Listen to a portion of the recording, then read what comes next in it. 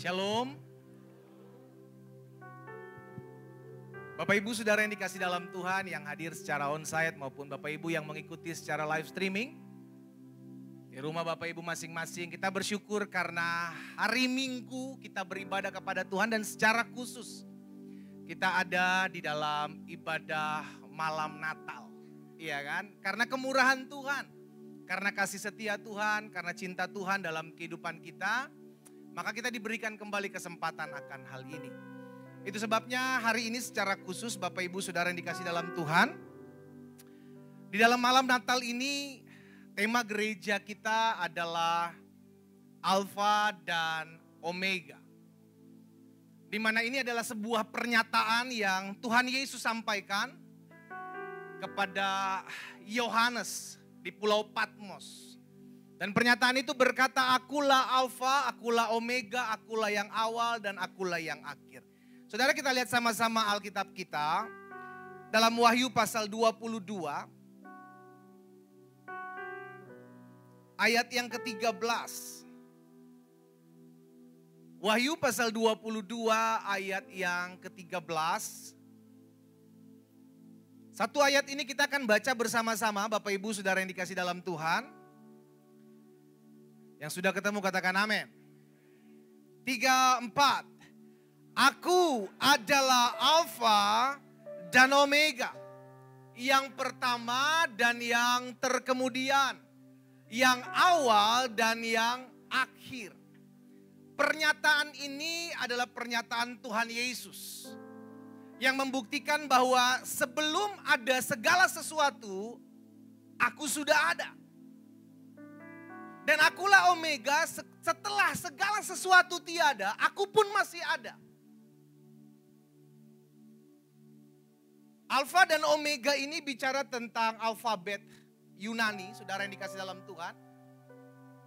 Yang dimana kalau di Indonesianya adalah A sampai Z, kira-kira seperti itu. Dan Alfa dan Omega ini mengingatkan kita satu hal.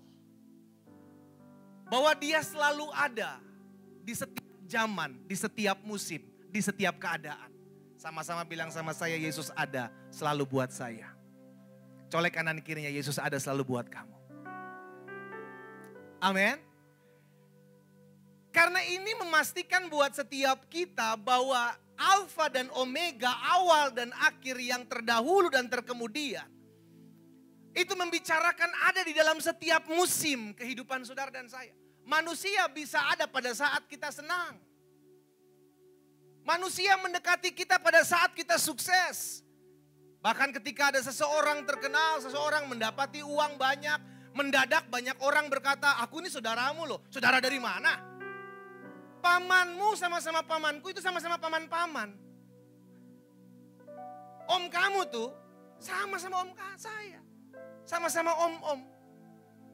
Ngaku-ngaku seperti itu. Kenapa? Karena banyak orang akan berusaha mendekati orang ketika keadaannya di atas. Tapi coba, ketika seseorang ada sedang terpuruk, keadaannya sedang susah, itu kucing lewat juga males ngedeketin. Karena apa? Karena itulah manusia. Yang tidak bisa selalu ada buat kita. Tapi kita bersyukur ketika ada sebuah pernyataan satu pribadi yang berkata, akulah Alfa dan akulah Omega, akulah yang awal dan akulah yang akhir, akulah yang terkemudian. Dan itu membuktikan bahwa dimanapun, kapanpun, Yesus selalu ada buat saya. Amin. Nah, saudara yang dikasih dalam Tuhan, dalam hidup ini pun sama. Ketika Yesus mengatakan, aku adalah Alfa, aku adalah Omega, aku adalah yang awal, aku adalah yang akhir. Itu membuktikan bahwa dia tidak ada dalam zona waktu. Kenapa? Karena dia Allah. Yang melampaui di dalam setiap keadaan. Saudara, kita sudah ada di akhir dari tahun 2023. Beberapa hari ke depan kita akan memasuki tahun 2024. Di setiap tahun itu ada awal tahun, dan ada akhir tahun. Dalam setiap bulan ada awal bulan, ada akhir bulan. Hari pun demikian. Ada pagi hari yang membuktikan bahwa mulainya hari dan malam hari. Membuktikan bahwa habisnya akhir di hari itu. Demikian pula hidup saudara dan saya. Ada waktu di mana seseorang lahir. Memulai kehidupan, dan ada waktu di mana seorang menyelesaikan garis hidupnya. Finish. Selesai. Habis masa hidupnya di muka bumi. Dan kita nggak tahu kapan itu terjadi. Tetapi yang namanya ada di kehidupan selalu ada awal dan ada akhir. Itu sebabnya pernyataan Tuhan Yesus, akulah awal dan akulah akhir. Akulah awal dan akulah alfa dan omega. Itu membuktikan bahwa dia ada ketika kita belum semua ada. Dan dia tetap ada ketika segala sesuatu sudah tiada. Dan itu membuktikan kekuasaannya. Kedaulatannya sebagai Allah. Yang selalu ada dimanapun saudara dan saya berada. Itu sebabnya Yesus berani memastikan. Bahwa aku menyertai kamu sampai akhir zaman. Tidak akan ada berani seseorang yang berani keluarkan statement itu kalau dia tahu hidupnya nggak long last.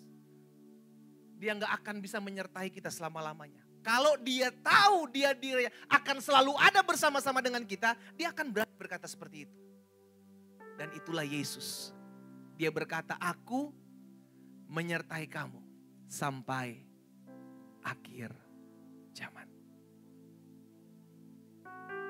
Bahkan ketika orang-orang Yahudi berargumen sama Yesus, Yesus bilang, sebelum Abraham ada, aku ada. Before Abraham was, I am. Bayangkan di zaman Abraham, bahkan sebelum zaman Abraham, Yesus sudah ada.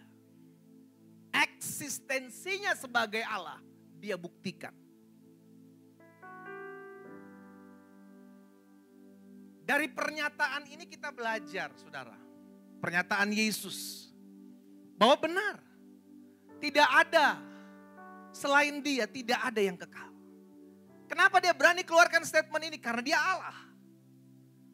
Kalau dia bukan Allah, dia gak akan berani keluarkan statement bahwa aku selalu ada buat kamu. Akulah awal dan akulah akhir, akulah alfa dan omega. Kalau dia bukan Allah, dia gak akan berani menyatakan seperti itu. Itu sebabnya sebagai orang percaya, kita bersyukur. Karena kedatangan Yesus ini sudah dinubuatkan jauh-jauh hari. Bahkan di dalam zaman Yesaya, saudara yang dikasih dalam Tuhan. Coba kita lihat. Dalam Yesaya pasal 7 ayat 14. Jadi ketika Yesus menyatakan diri sebagai Alfa dan Omega, itu membuktikan bahwa dia selalu ada. Dan inilah kebanggaan kita orang percaya ya saudara ya. Bahwa kita gak pernah ditinggalkan. Yuk sama-sama taruh tangan kanan kita di dada yuk.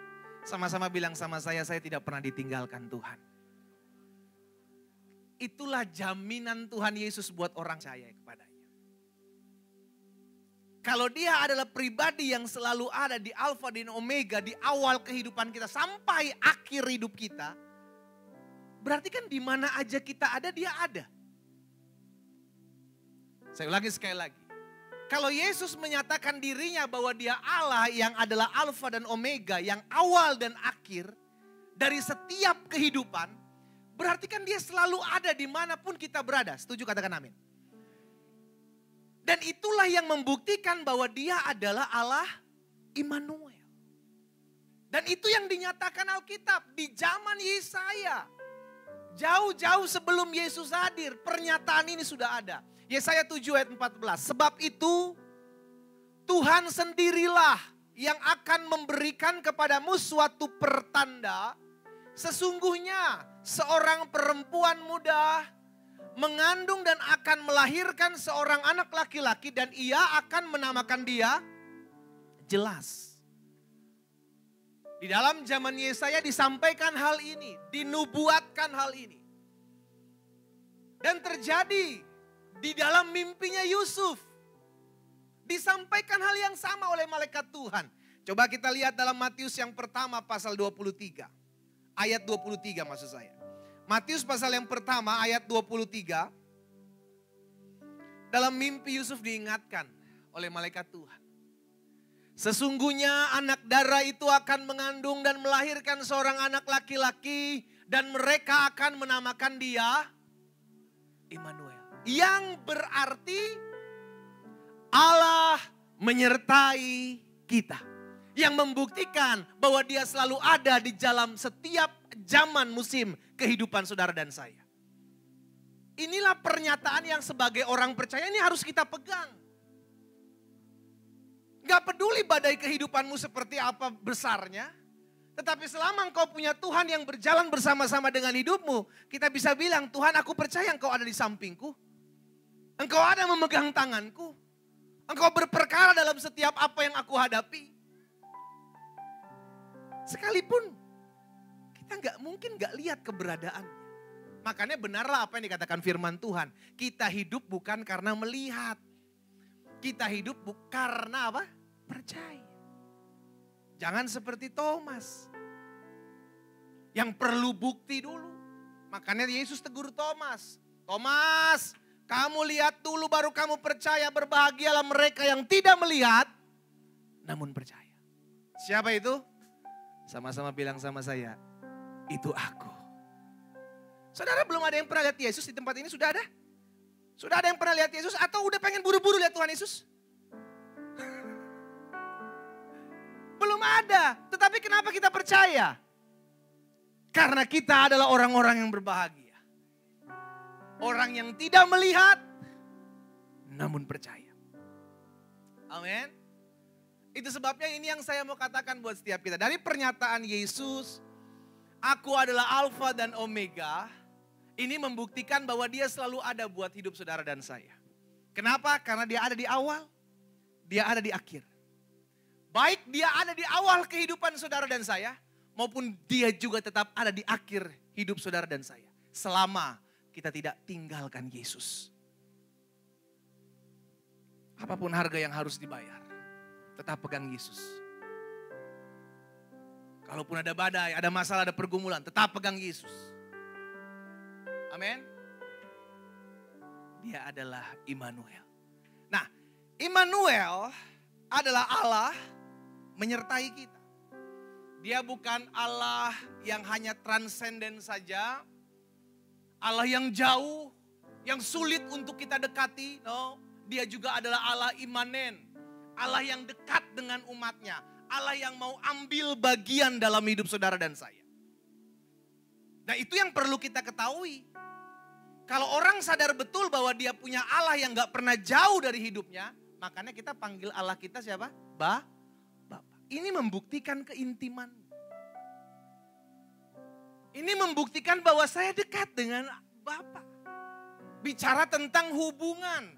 Bicara tentang relationship.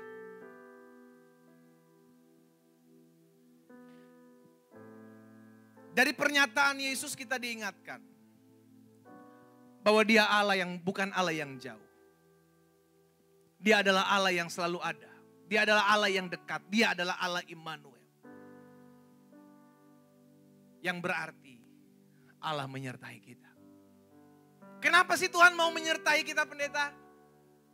Bukankah kita ini manusia berdosa? Justru karena kita mau datang sama Yesus, kita dilayakan.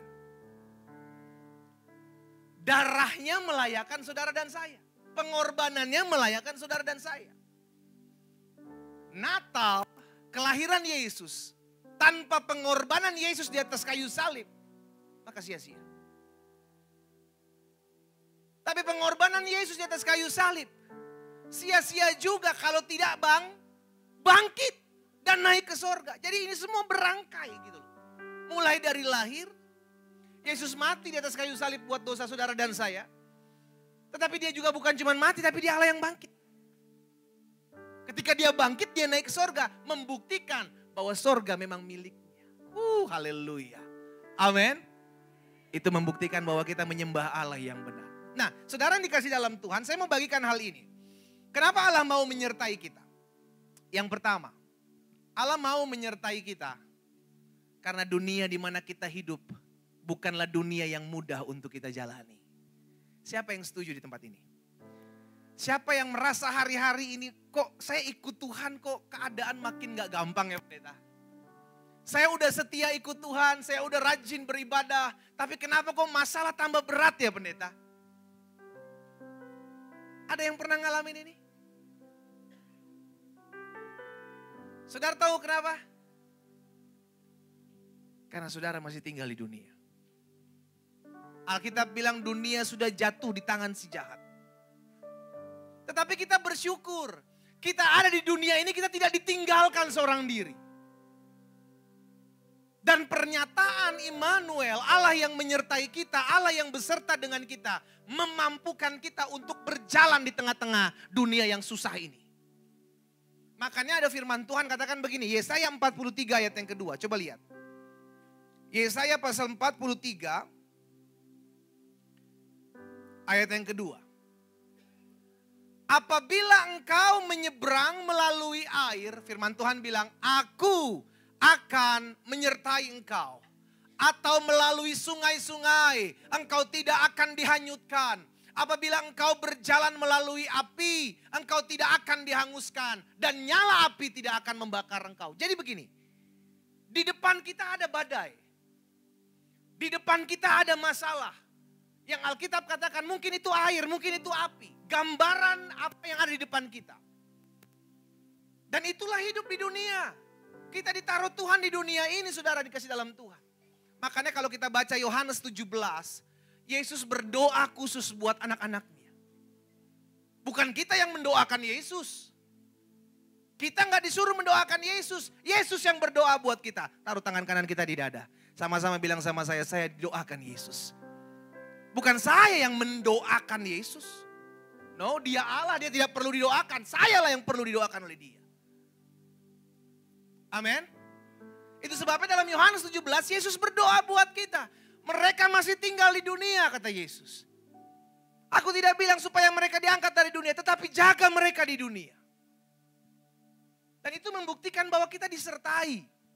Kita diproteksi, kita dijaga sekalipun kita tinggal di dunia yang semakin hari semakin jahat. Kenapa sih dunia pendeta semakin hari semakin jahat? Alkitab jelas katakan, saudara yang dikasih dalam Tuhan, di hari-hari terakhir akan datang masa yang sukar. Bahkan kalau kita baca selanjutnya, saudara yang dikasih dalam Tuhan, kasih kebanyakan orang akan semakin dingin. Orang gak peduli lagi saling tusuk, saling tikam, saling maki, saling serang, saling sikut. Even di gereja sekalipun. Saling menuding, saling serang, saling menghakimi. Kenapa? Untuk membuktikan bahwa firman Tuhan pasti digenapi. Dan itu yang sedang terjadi hari-hari ini. Dan itu membuktikan bahwa Alkitab kita, firman Allah pasti akan dinyatakan. Kita masih tinggal di dunia, betul. Yesus tidak pernah meninggalkan kita, betul. Tetapi bukan berarti kita tidak bisa diperhadapkan dengan kesusahan. Bukan berarti kita tidak bisa diperhadapkan dengan kesulitan. Alkitab tadi kita baca, sekalipun kau harus melalui air, sekalipun kau harus melalui api, sekalipun ada rintangan di hadapanmu, aku menyertai engkau. Kalau ada masalah di depan, Pak, Bu, jangan mundur, hadapi. Sama-sama bilang sama saya gak boleh mundur. Saya harus hadapi. Amin. Hadapi. Karena engkau gak pernah berjuang sendiri. Engkau tidak pernah berjalan sendiri. Ada tangan yang kuat, Alkitab katakan, yang akan memegang tangan. Dan kau akan keluar sebagai orang-orang yang menang. Pastikan hal ini. Saudara tahu kisah Daud? Daud orang yang disertai Tuhan. Saudara tahu kisah Yusuf? Yusuf orang yang disertai Tuhan. Dan saudara saya tahu, Saya mengerti pasti saudara kenal dalam firman Tuhan yang tentang Sadrak, Mesak, Abednego. Tentang Daniel. Tentang Mordekai. Terlalu banyak catatan Alkitab. Kesaksian-kesaksian yang tercatat. Yang membuktikan orang-orang yang disertai Tuhan ini juga mengalami kesusahan. Tetapi Tuhan menyertai sehingga mereka keluar sebagai orang yang menang. Tetapi harus mengalami kesusahan.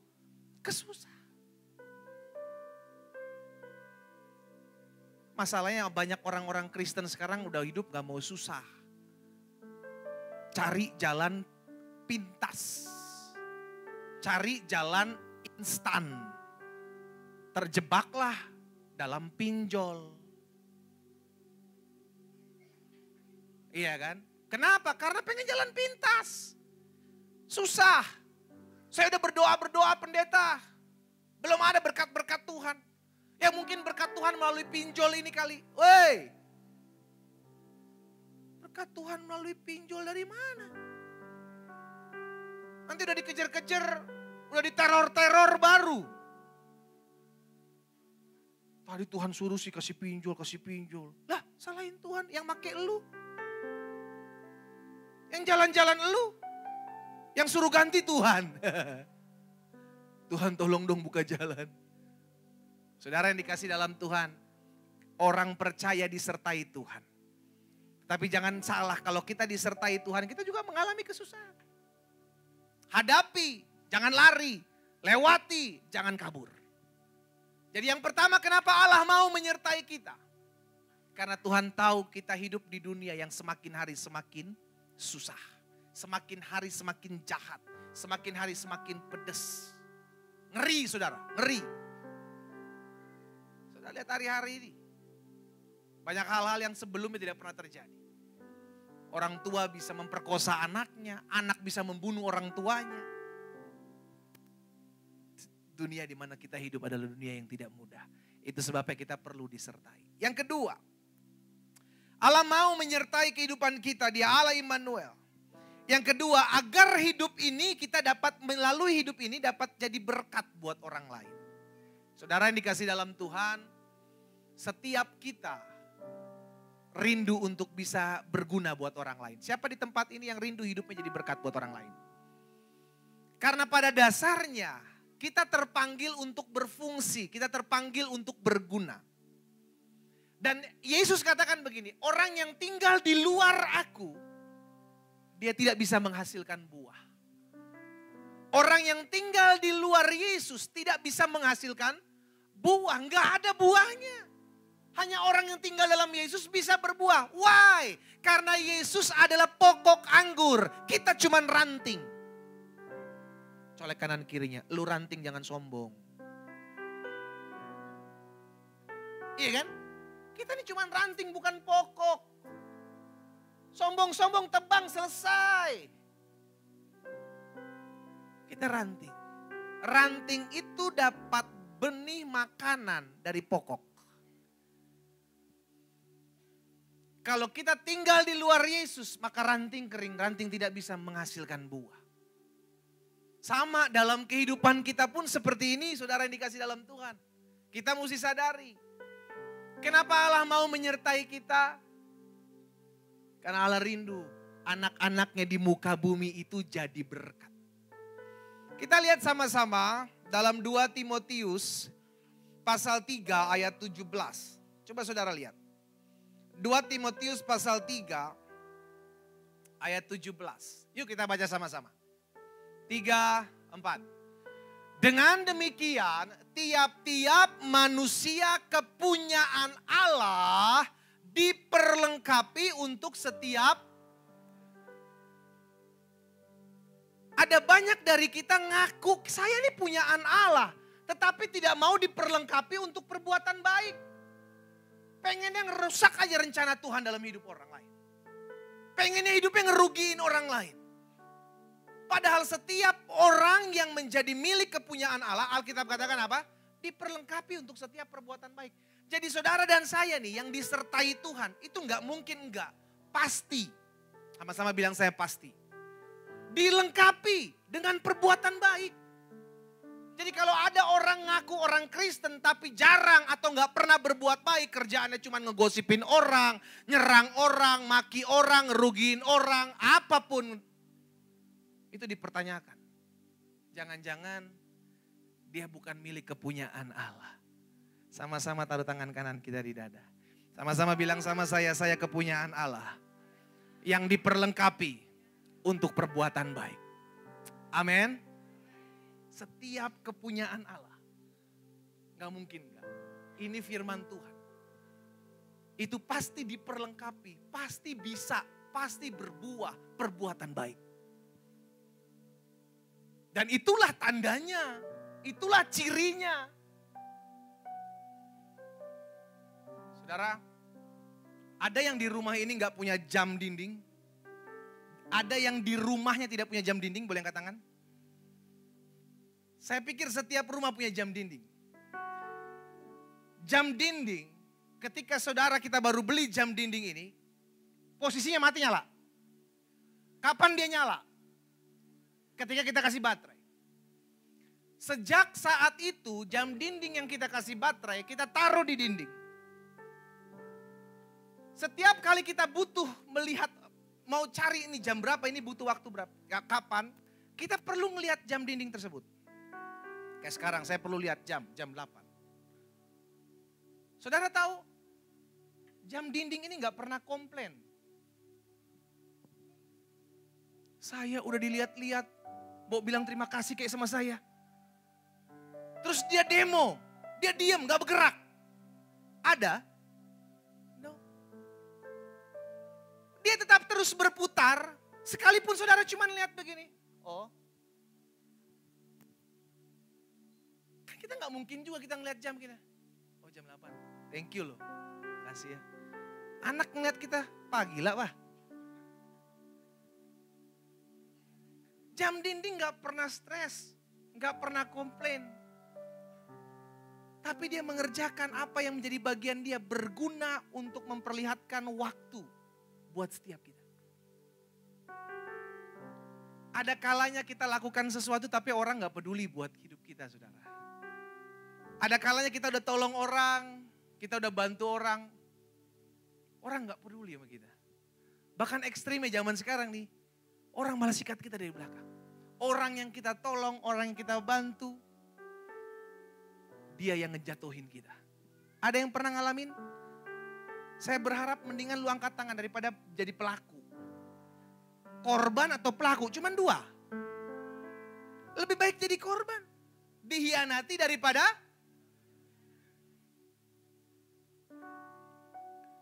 itulah dunia hari-hari ini.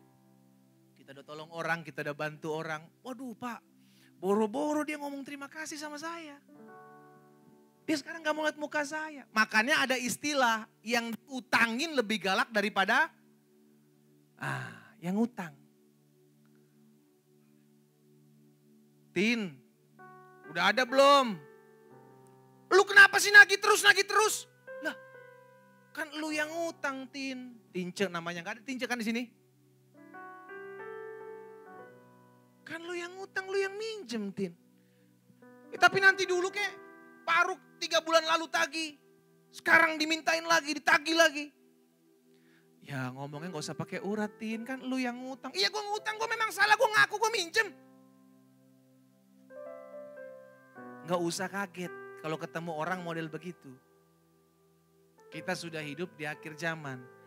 Di mana yang salah, ngerasa paling lihat kanan kirinya. Lu jangan ya.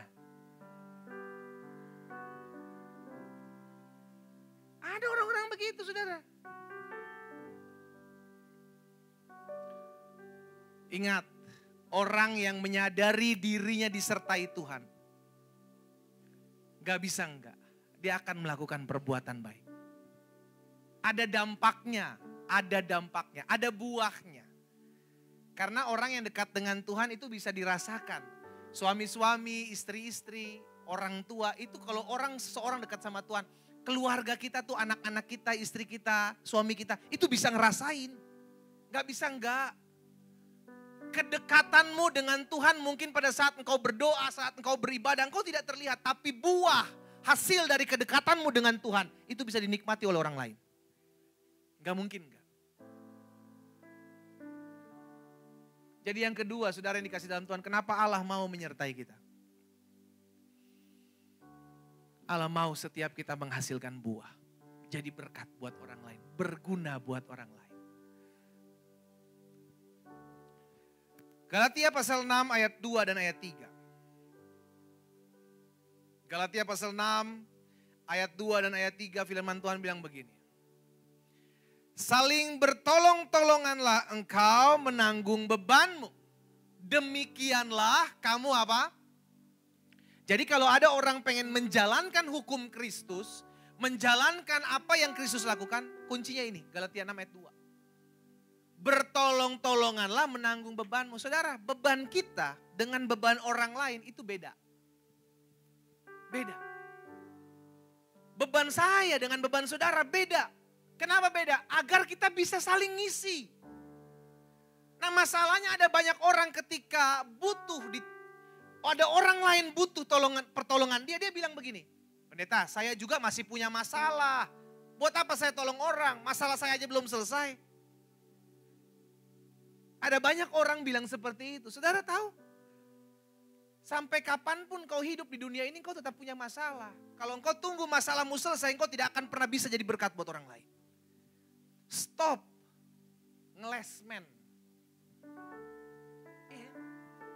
Ada aja 99 yang nyelip-nyelipnya gitu loh.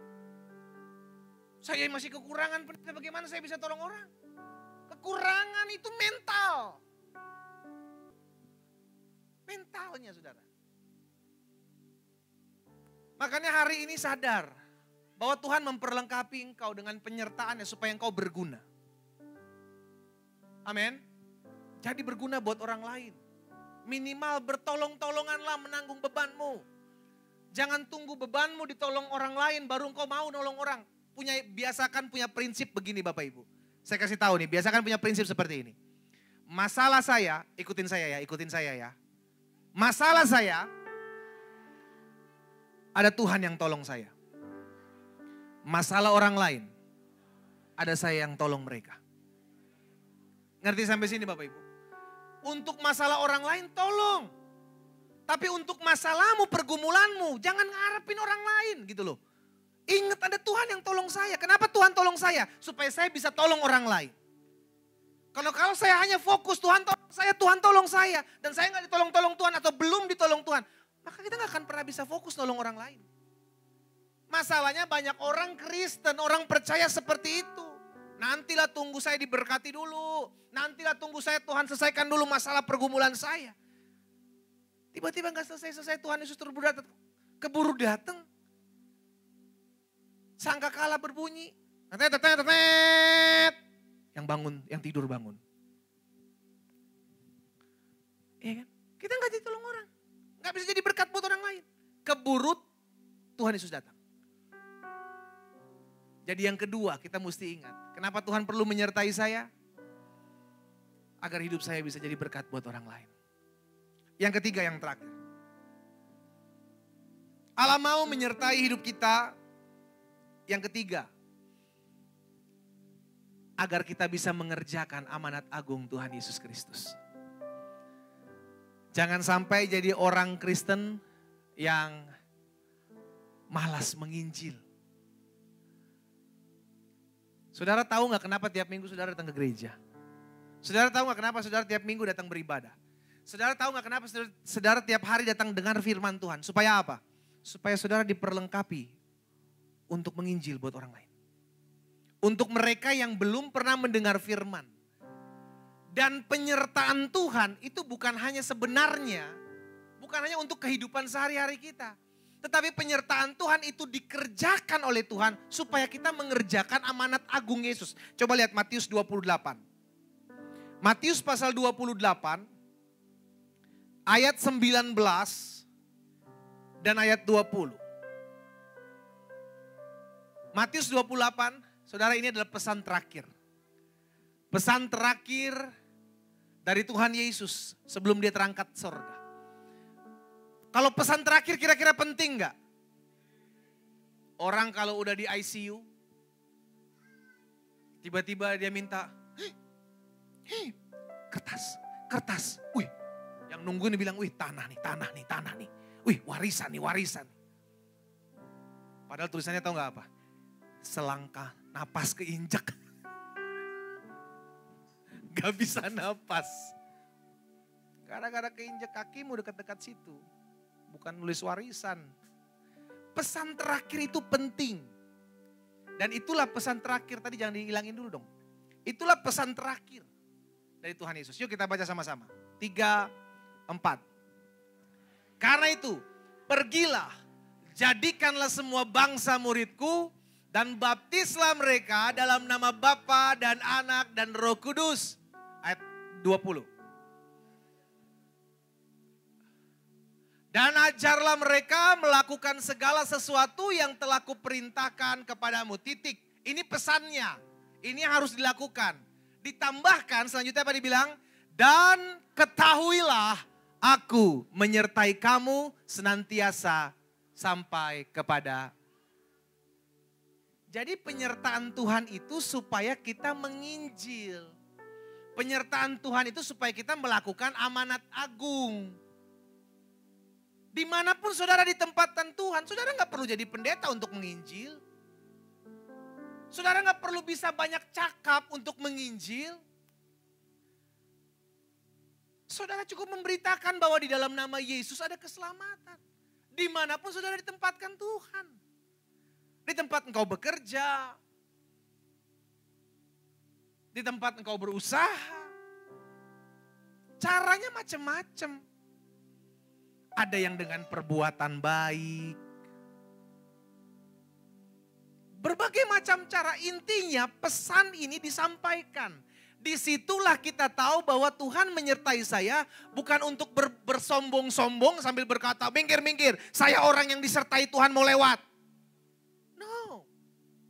Kita disertai Tuhan untuk menunjukkan bahwa penginjilan itu harus dilakukan. Siapapun kita, apapun latar belakang kita, bahkan engkau ibu-ibu rumah tangga sekalipun.